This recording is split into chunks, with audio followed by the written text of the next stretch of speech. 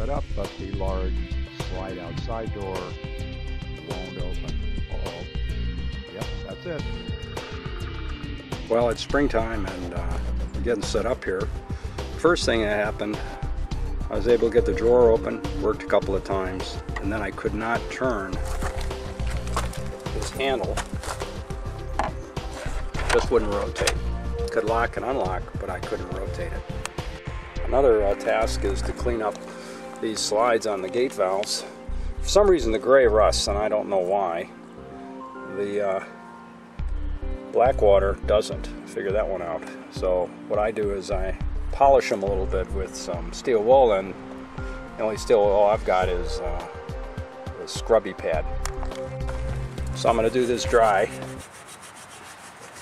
knock off the rust. Yep, knock off the rust with a dry scrubby pad. So after cleaning, this is what we've got. It's now smooth. This one's also smooth. Now the real question is, should this be lubricated? That's a darn good question. To be honest, I don't have a definitive answer. I assume there's a neoprene or some sort of rubber gasket in here. And that being the case, the way I lubricated it last year when it did the same thing was I used some drain valve lube. This is it. This is the same stuff that I use on the Thetford toilet bowl to lubricate it. Prevents sticking drain valves, biodegradable, septic tank safe, prolongs equipment life. So I just smear a little bit of that on each one of these and then push them in and out a couple times.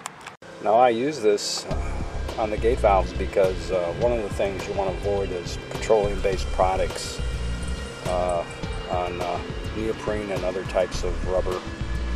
Some of those can attack, and attack means destroy the seal, so I never want to use that. But I figure, hey, if this works on my toilet, it should work on just about anything else. So there you go. I use them in and out a couple times after just rubbing some on my finger. Very thin coating. You can see that it really just goes through there to the gate valve, which is slightly remotely operated. I suspect this might just be more road stuff that gets thrown up there. I don't really know. You may also notice that I've labeled this tank 1. It helps us, helps everybody when we're doing tank filling and things. It's like, okay, this is tank 1 in case somebody forgets. Anyway, there we go. And you can also see that I replaced the standard hose with one of these slinkies, which is really nice. Fits right in the box, minimal difficulty. Works well. It's springtime and we're getting set up here. First thing that happened, I was able to get the drawer open, worked a couple of times, and then I could not turn this handle. Just wouldn't rotate. Could lock and unlock, but I couldn't rotate it. What had happened was last winter, you can see there's some, you can see a little bit of this stuff.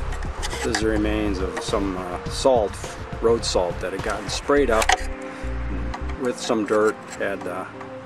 Hadn't rusted, but it kind of dirtied up this latch, which clicks into this. Well, I couldn't rotate the handle and release this, so what I did was fortunately I was lucky it was the right latch.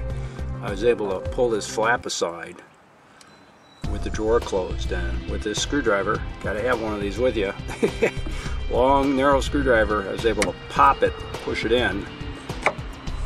By pushing it in, it released, and then I was able to open it. So now I'm using WD-40 to clean it up, and we'll let that dry. WD stands for water displacement. It's really not a lubricant.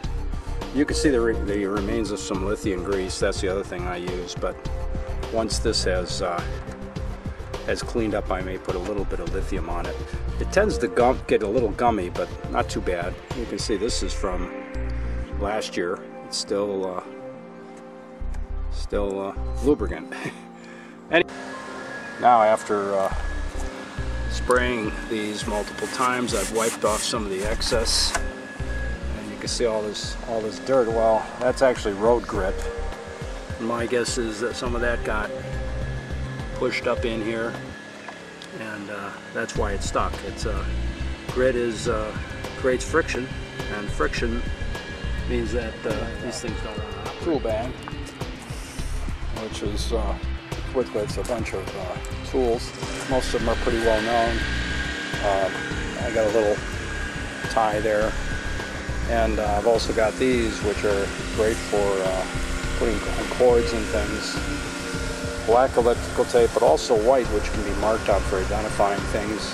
This is an unusual tool, which I've found to be very handy. I had to do a little work on the Thetford recently. This mirror allowed me to get behind the Thetford and check out the fitting. There was a problem, I'll talk about it later.